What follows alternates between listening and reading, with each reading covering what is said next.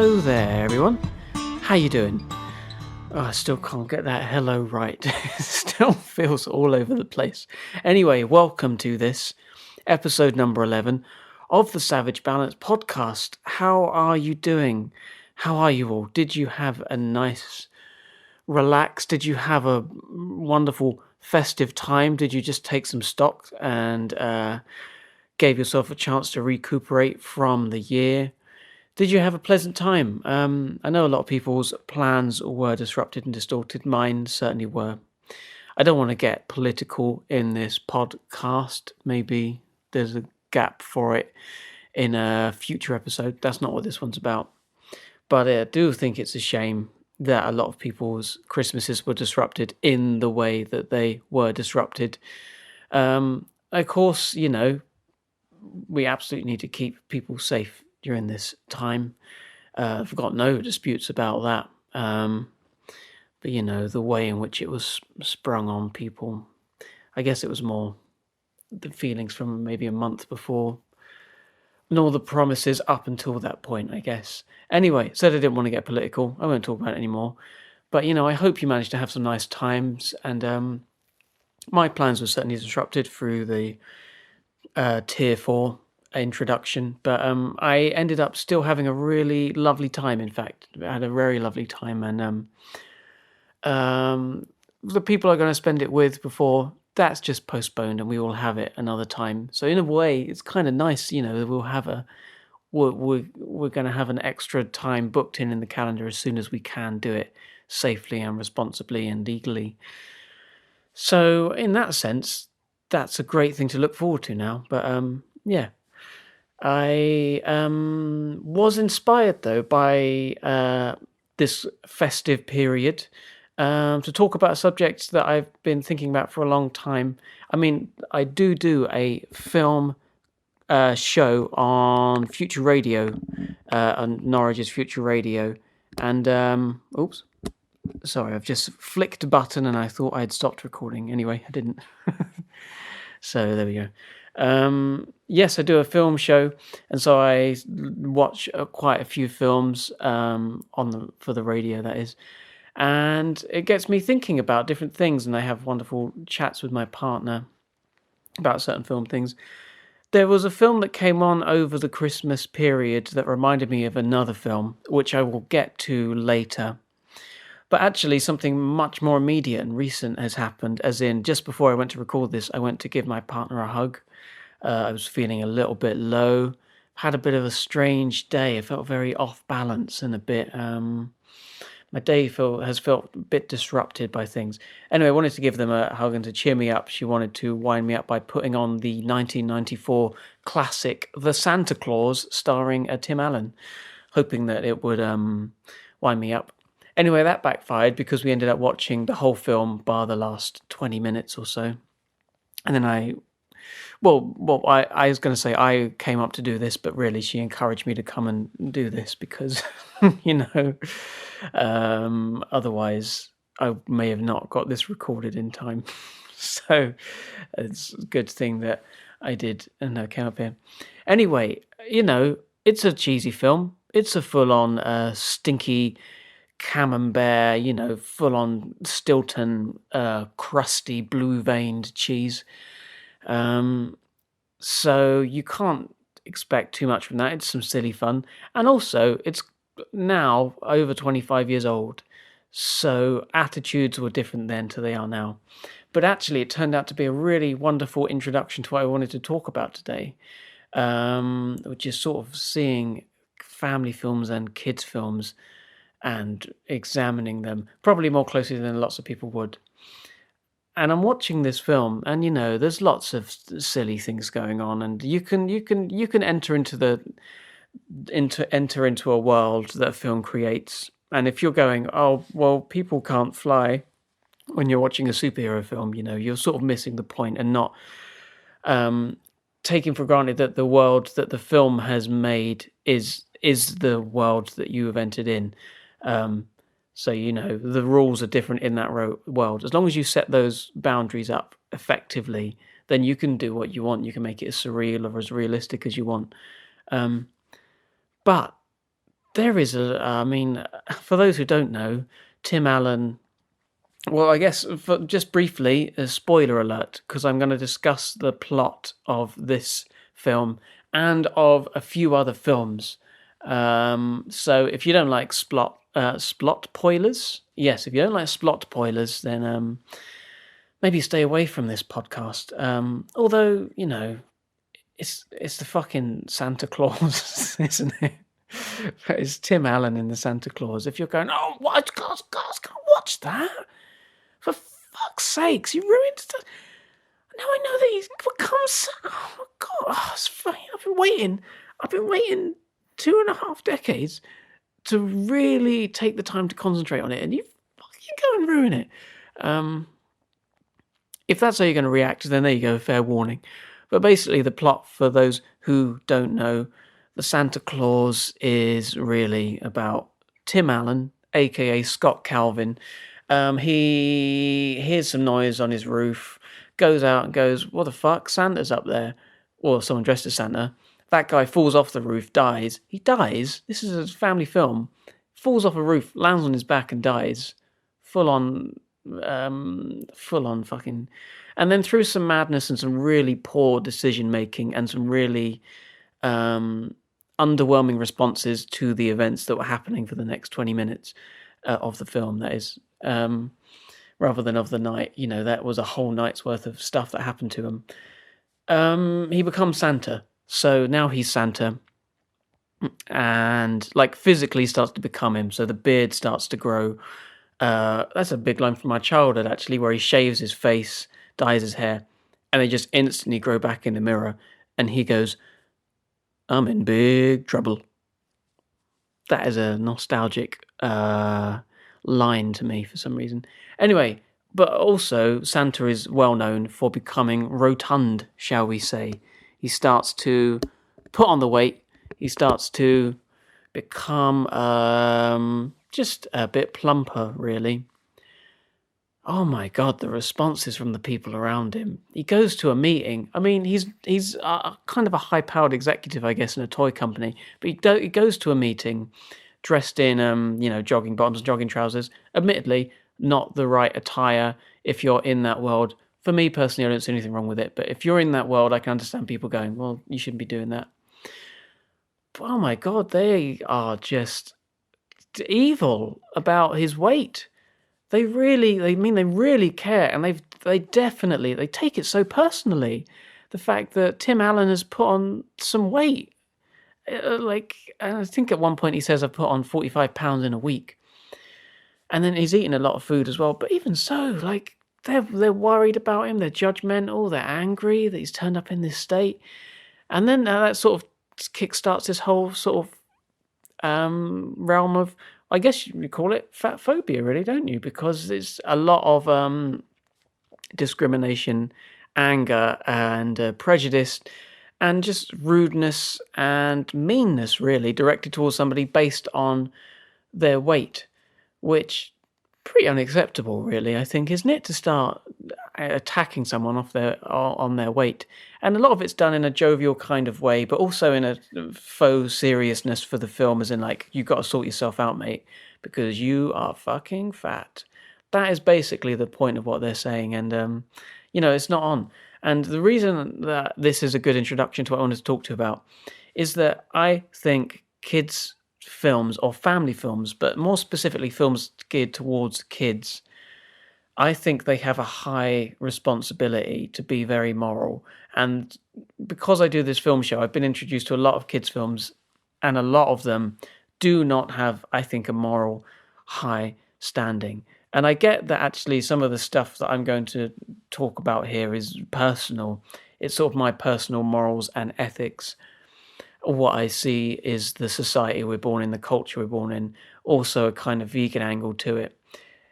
Even beyond that, I think there are plenty of films that make really basic errors in teaching people, because these are tools for teaching people. They're entertainment, that's for sure. But I think a lot of them go immediately for entertainment and don't take on the responsibility of potential roles, on the way that kids will soak these things up. There's a few examples, a couple of, like the Christmas one, for example, Arthur Christmas, which I haven't seen, but I think it's got a big consumer kind of capitalist. In fact, that's a kind of reoccurring theme, even in the Santa Claus, actually, that a lot of the spirit of Christmas and a lot of these ideals are sort of framed in the context of toys and material values and money and physical glitziness and basically physical material things, which I feel like distracts from what it could be, which is a meaningful time in which we take stock of what we have and who we're around, our friends and our family, any loved ones that we have, our friendships, and and not just framing it through a kind of materialistic, money-based system, which I feel like, in a way, without going too much off topic, I think I have a feeling, and maybe I can do another podcast on this at some point, that Christmas obviously has its traditions in religion and maybe wider reaching than that, kind of spiritual messages, and around the winter solstice. And I can't remember why, but the 25th of December is a significant date, but it's right after the winter solstice, and it's, the days are starting to get brighter now. So maybe it's a celebration of understanding that the crops will grow again. Maybe this is part of the origins. I mean, this is completely hot take, waffle guesses. I think they're sort of intuitive guesses based on stuff I've heard before, but so maybe I'm getting it wrong.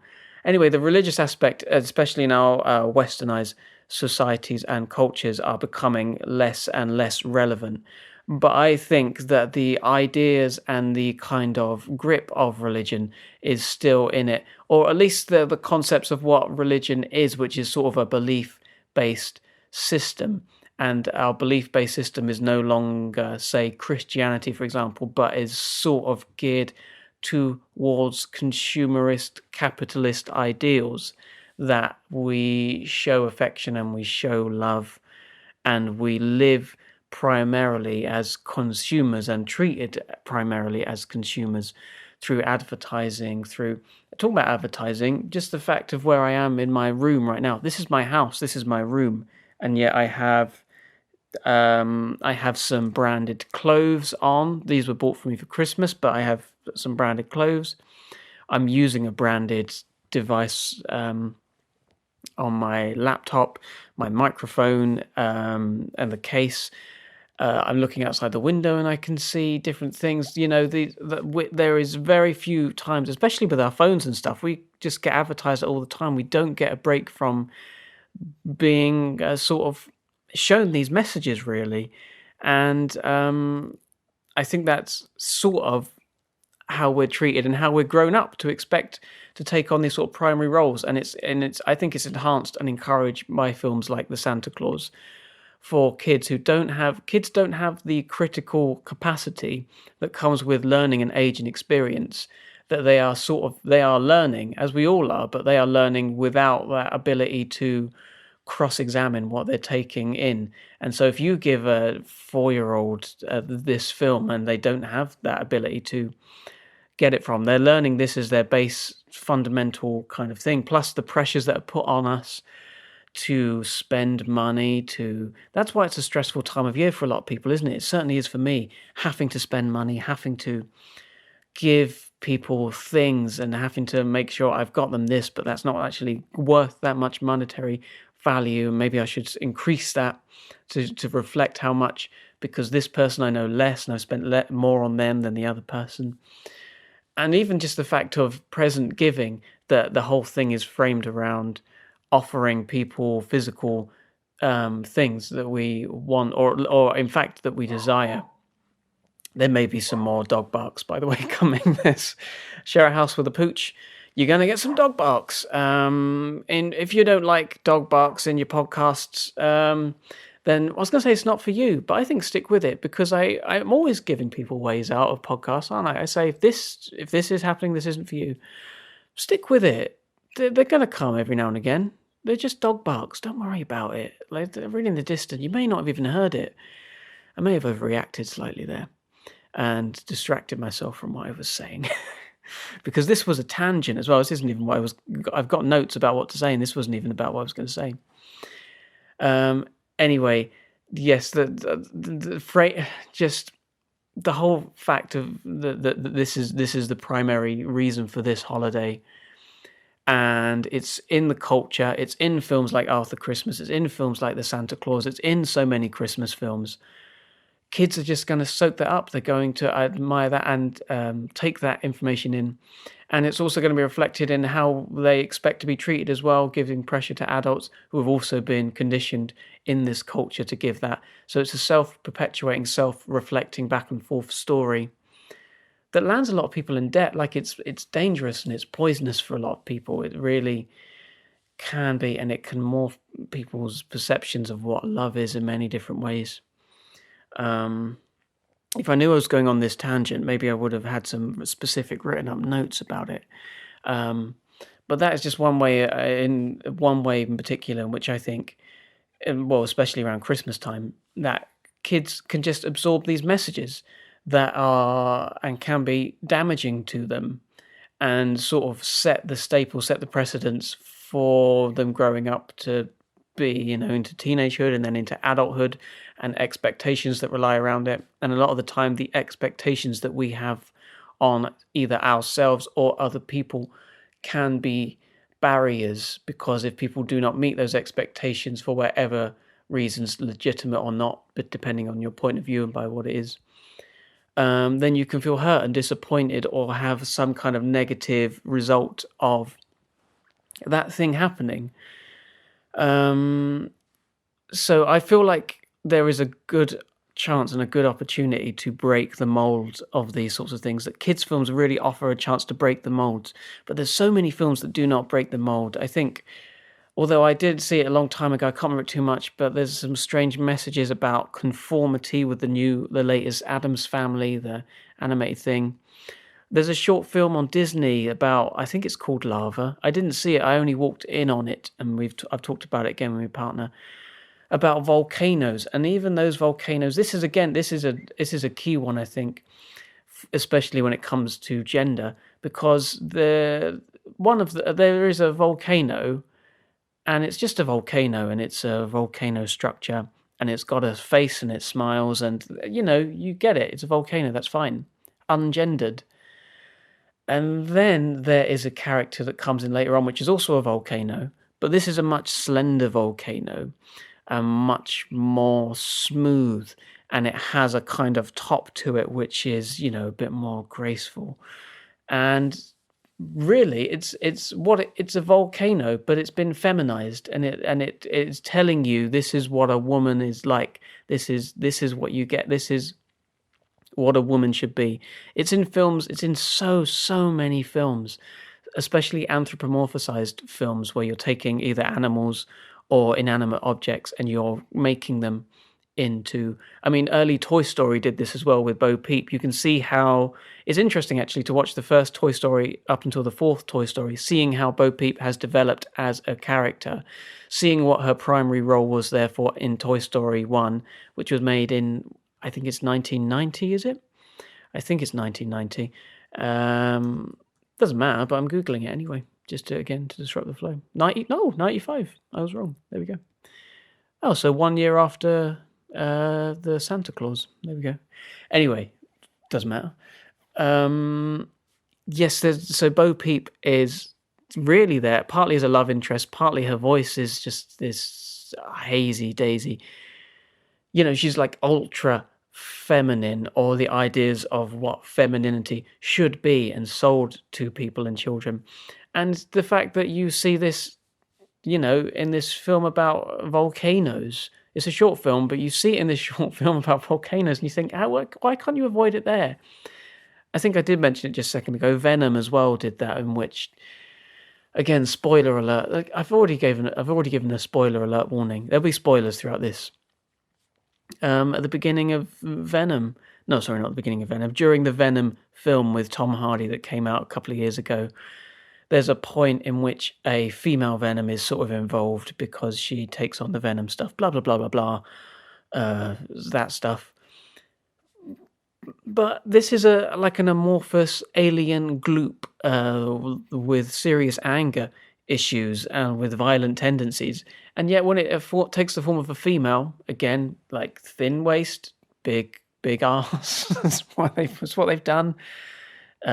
Breasts, given them actually breasts.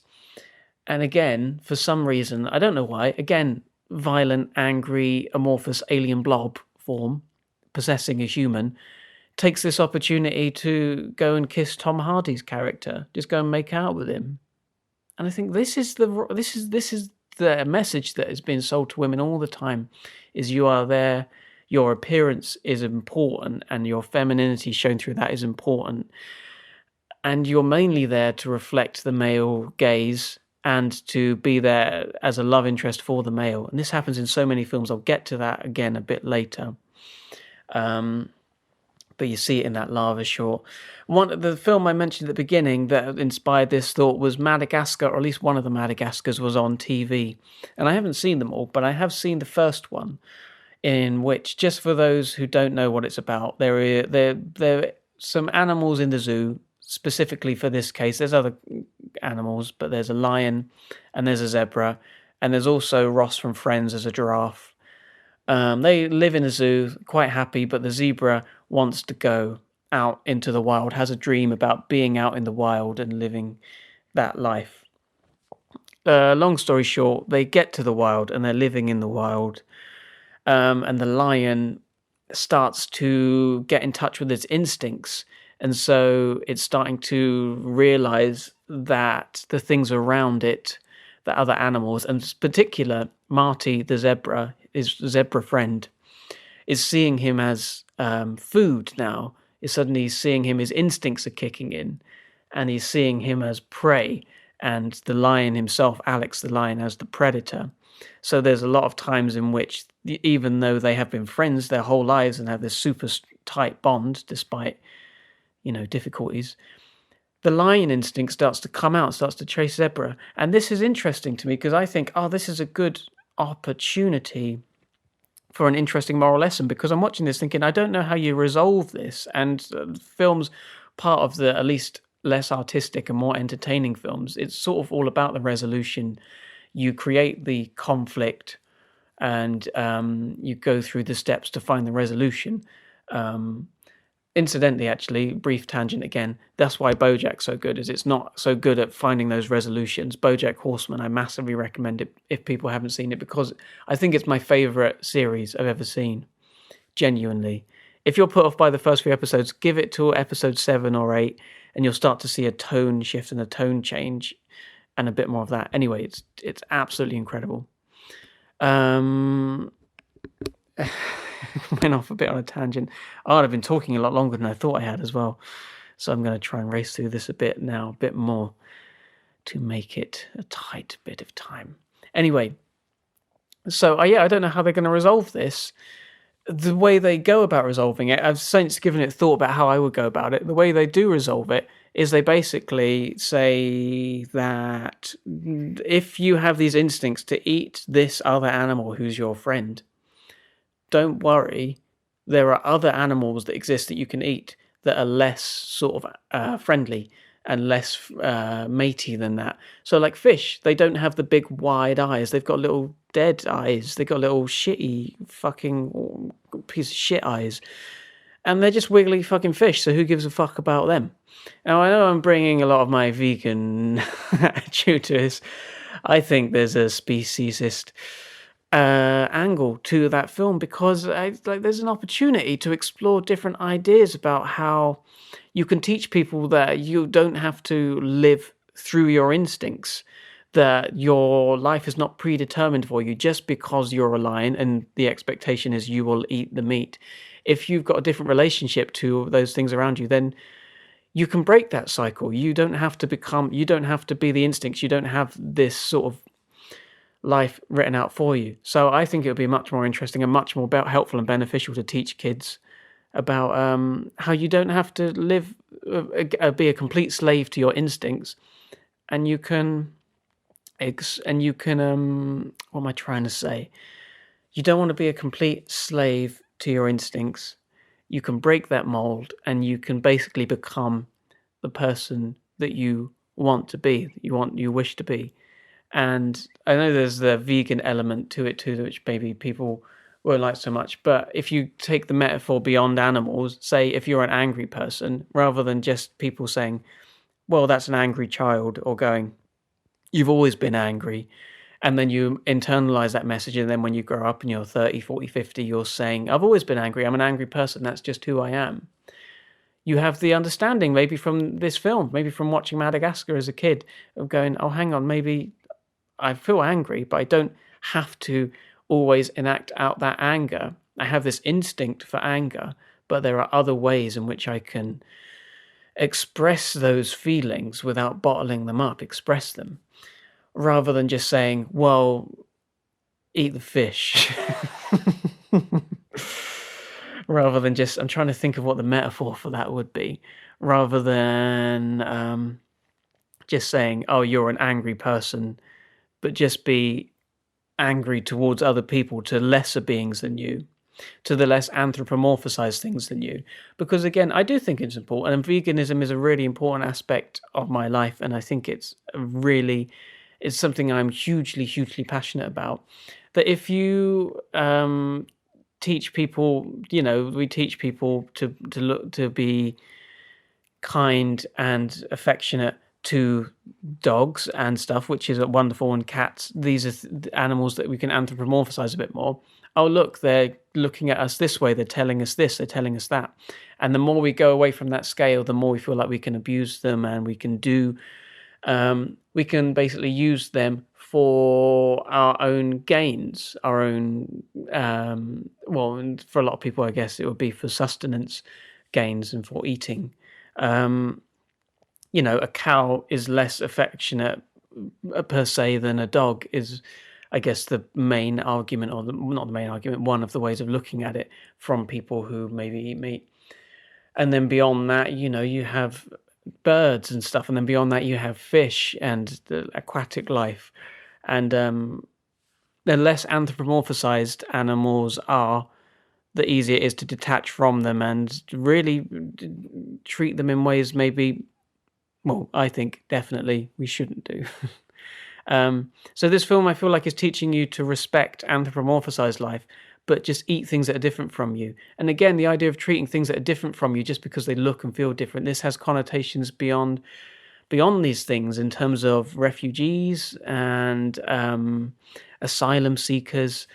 This, I feel like, kids absorbing these sorts of messages, maybe people think, oh, you're looking into this too much and magnifying it too much, and some things for kids should be dumbed down. But I think people underestimate how much kids can take in and how much they absorb, and how much these building blocks, they're literally building blocks. You can't build a foundation and then build a completely different structure on top of it. It has to be based on those foundations in some way. I think there's a higher threshold for moral sort of values in kids' films than people will give them credit for. One good example of this, I think, is I remember watching the 90s Spider-Man comic cartoons on telly, and I loved it, and I really enjoyed it. And I watched it again on this Disney Plus thing, and it's weird. Like it's the female characters are either there to be stolen or to be sort of love interests for boys. All of the males in it are like super muscular, take on these roles. Like, all of the action is taken by males, really, in costumes. Like, these are the things I just internalized when I was younger, and it was definitely there, like throughout mid-20s at least. And the more I notice it and pay attention to it, I can see it. But the remnants of these things are still there. So I felt that about Madagascar. One more film I definitely want to talk about before I stop, and I'm just tipping over 30 minutes now, so I don't want to go on too long. And again, I shouldn't have saved this till last, because this is the one I'm most passionately angry about. Again, last year for this film show, I watched the film Free Birds on Netflix. In fact, I don't think it was for that. I don't think I've talked about it on that show. It's on Netflix. It's about turkeys going back in time to stop the first Thanksgiving. And again, it interests me because it's got that vegan element to it, potentially at least, to go, oh, turkeys don't want to be killed, so they want to go back to save it. I'm interested. I'm in. I kind of want to give it a go. Because there are lots of great animations out there. I'm just going to have a little bit of water. Sorry for the intrusion. I tried to slurp that a bit louder than I should have done. I felt like you wouldn't like the brief gap of silence. So sort of just... I don't know why. One more sip. There we go. One last sip. One last sip. I'm gonna celebrate, yeah. Anyway. Yeah, so it's got that interesting aspect to me. So I wanted to watch it. This is the film that triggered me off the most in these ways about all of the different things in there. In fact, this is one I will quickly double check when it was around. Because I want to know how old it is. It's not too old. It's fairly recent. 2013, so we're going back 7 years now. I think that there are racist elements in there. I think it is a bit sexist. I think it is homophobic, fatphobic, disablist, not very great things around feminism and masculinity. And again, maybe people are thinking, well, films like kids' films shouldn't tackle this. They're there for bright colours. They're there for entertainment. They're there just to, give a sort of fun little splash of colour to a day and to let them watch over and over again. And,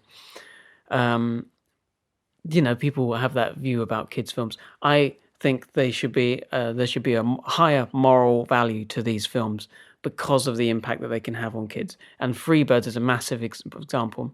The racism, I'd say, maybe this is something I don't know too much about, and maybe racism is too strong a term. What I sort of mean is just weird characteristics of races of Native Americans and Mexicans, and just so that I, from my understanding, and I'd love to be corrected on this and to hear more about it, that's not the strongest element of it, but it's there, it's present.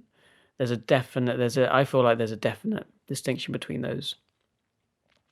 The sexism and the idea of gender and gender roles and what maleness and femaleness, that is super strong.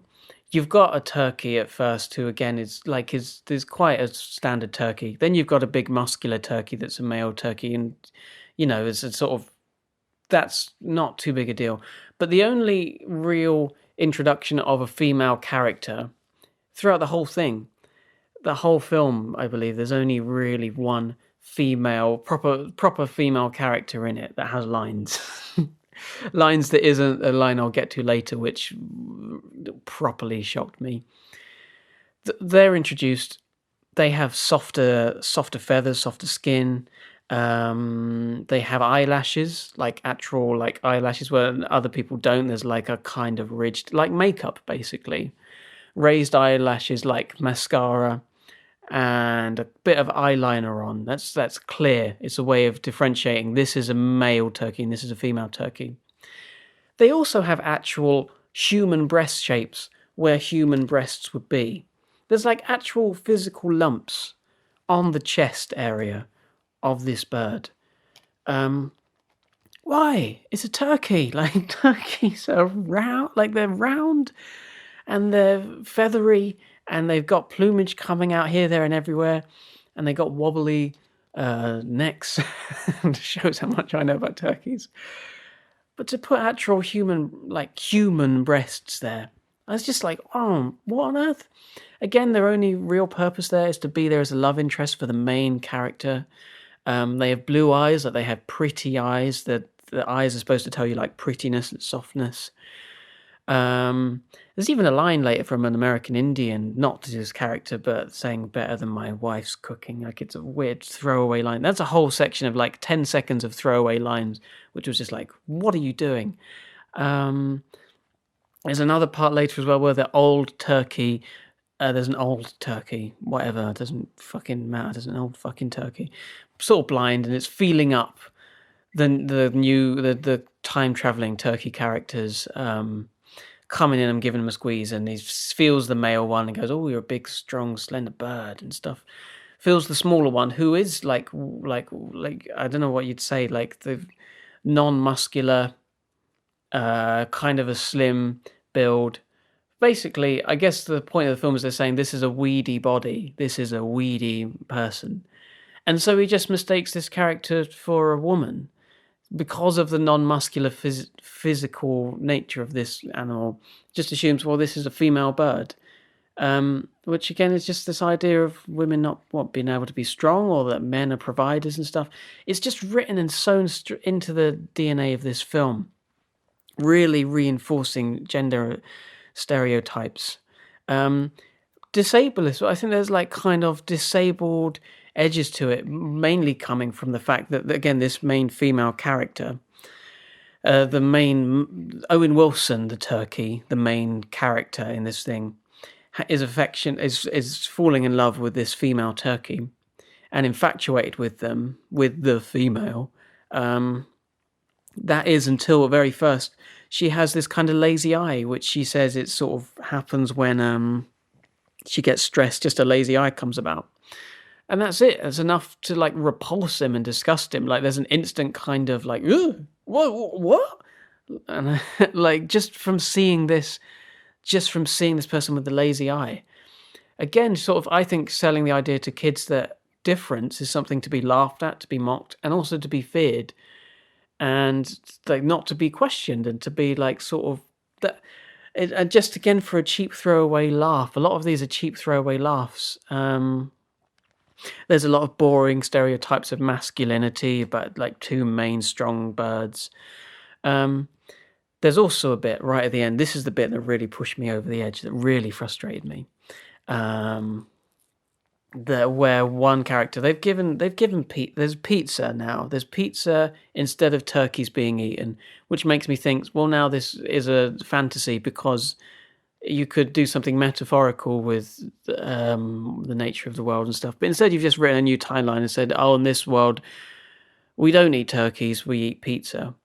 But we're going to continue to eat turkeys in our physical world, the world that me and you live in. Anyway, so they're dipping pizza. One of the characters, like a woman, is dipping pizza in a mug of tea or something. There's a small fat child, and maybe you're thinking, don't say fat child, that's a bit... There's a reason I'm saying fat child. There's a small fat child, and they laugh at the person for dipping the thing in the tea, going, ha ha ha ha, you're dipping pizza in tea, what a fucking idiot. Like, the kid is going, what fucking knobhead, stupid. And the woman just sort of just turns to him and just... I think that I'm going to try and recreate the voice. I think it's this voice. Just goes, shut up, fatty. And that's it. Now, the only characteristic of that child is that they're fat. And I guess we're encouraged to laugh because she's calling him fat and he's a little fat kid. I just think, oh my God, what is this message you're telling children? This is a film geared towards children. And maybe people will think, again, I've said it a few times, that I'm being over-paranoid, over-protective, reading too much into these things, into these throwaway moments. These are the building blocks of people's lives, and they're like sponges. They absorb this information. And to have this there written into this film, imagine a child who is worried about their weight at that age, hearing that and seeing that. What are they going to take from that? What can they interpret from that? What are the feelings they're going to feel about themselves? How are they going to react around other people? Are they encouraged to laugh at them? Like, these things, I think, can subtly direct a person's life and shape a personality, shape the potential future that they'll have, the positions they may arrive in, the relationships they'll have. All through, I think, lazy jokes, silly jokes, pointless jokes. So that's my piece anyway on kids' films and the importance of kids' films having a good moral message in them. It's nearly 40 minutes, so I will stop now. The thing is, I haven't really got a solution to it, because we go into it thinking, oh, again, Free Birds looked interesting, Madagascar looked interesting, Addams Family looked interesting. And you don't know until you've seen it, do you, really? I guess you can try and read it online. What I can do is I can try and point you in the way of a couple of films I've seen, which I think are phenomenally brilliant examples of this. One of them is Soul, which I guess I saw last night, the new film on Disney Plus. That's a really lovely film with a really lovely moral take on the soul and approaching subjects like death, but also purpose and meaning. The two best kids films I have seen, Shaun the Sheep is also brilliant. It's just sort of universally wonderful. Farmageddon as well, like as in Shaun the Sheep Farmageddon. So those are, I think, good quality films which don't really fall into any of these traps. The two best films I've seen for this, one is Inside Out, which I guess a lot of people know, because not only is it educating people, it's teaching kids skills they're not introduced to, skills I certainly wasn't introduced to, about how to deal and cope and the relationship you have with your emotions. And I think I've never seen a film, I get emotional thinking about it and talking about it, because I've never seen a film be like entertaining, not artsy or not preachy, but give people and kids the tools that they need to really understand their emotional life and their relationships, and how this is a film I don't want to spoil, so if you haven't seen it, go and see it. So I guess it makes it hard to talk about there, but the relationship with not just sort of continuously wanting to pursue happiness all of the time, that there is space for other feelings to be there too. It's just really phenomenal, and I know a lot of people already know this, and I know that a lot of people use it as a teaching tool for people. But if you haven't, that's such a phenomenal film to really help your kids understand themselves better. Also, there's a great film from Tom Moore, who's done some wonderful films to do with sort of Irish folklores and stuff, and I think this was nominated for an Oscar many years ago, or a couple of years ago. Song of the Sea. So again, this is a great exploration of emotional health.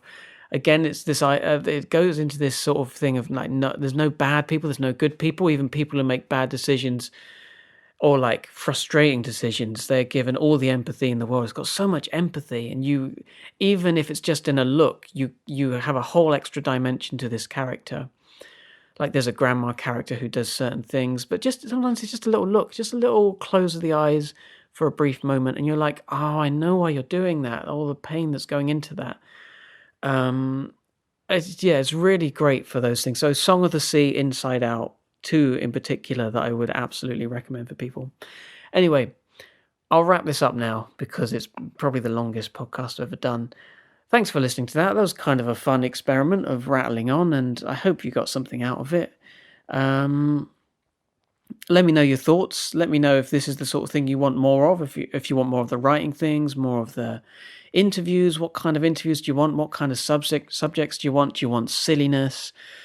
Do you want seriousness? Do you want philosophical? Let me know. I'm interested in broadening out and hearing what other people have to say. If you think there's a subject you're like going, you know what, I'm an expert in mud and I want people to do podcasts more about mud, get in touch. I'd love to talk to somebody about mud and the properties of soil and the regenerative farming. Maybe I do have an interest in that already. I don't know, curtains. I've got no interest in curtains, but if you're like, you know what, I think he would be interested in knowing what I think about curtains, get in touch. Maybe we can arrange to have a conversation. Maybe you can tell me some stuff. Maybe we can collaborate. Let me know. There's an email address at savbowpod@gmail.com. Message me on that, savbowpod@gmail.com. It's in the show notes. Get in touch. I'd love to hear more. And again, feedback for this would be wonderful. Thanks for listening. We have social media. We? Who's we? I have social media. Me. Because I do this by myself completely. There's an Instagram, Savage Balance Podcast, and Twitter is SavBowPod. I'll be more active on it next year. As I said last podcast, I took some time away from a lot of it. I just wanted to keep this going for the time being. Until then. Anyway, share this with your friends. I'd love that. And subscribing, commenting, rating, reviewing. The more subscriptions, the better. Reviews are really massively appreciated when anyone says something about it. It matters a lot because I don't get many listeners at the moment. I've just started off and I haven't promoted it as much as I will, or as much as I could be doing. So any listens are really, really appreciated. Anyway, the artwork is by Dolly Gray, aka my partner, who I talk about a lot of this stuff with, and probably this podcast wouldn't exist without them. So thank you very much to them for just being wonderful and interesting and having great conversations with me.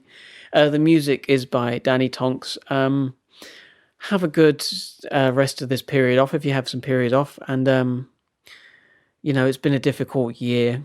And a lot of adverts are telling us, next year's suddenly miraculously going to be better because we bought a new phone or because we've shopped at Lidl. Lidl, food, which we sell. They can have that if they want. If you give me 50 quid, you can have that. No, not 50 quid. Give me 80 grand. I want 80 grand for that, and you can use that. Am I underselling myself? Anyway. No, I don't want you to have it. We'll talk about it. Email me, savbowpod@gmail.com. If you work for Lidl and you want that little jingle I said, then get in touch. Thanks very much, guys, for listening. Take some time for yourself. Take some time to talk to some people that you love or your friends. Take some time for yourself to take stock of what you're feeling. Maybe pause with your breath for just 1 minute and just see what comes up. And then be grateful for what you just did for yourself. This is too long. I'm going to stop now. Thanks very much, guys. Take it easy, or take it hard if you need to, just to have some fun as well. All the best. Godspeed, you Black Emperor.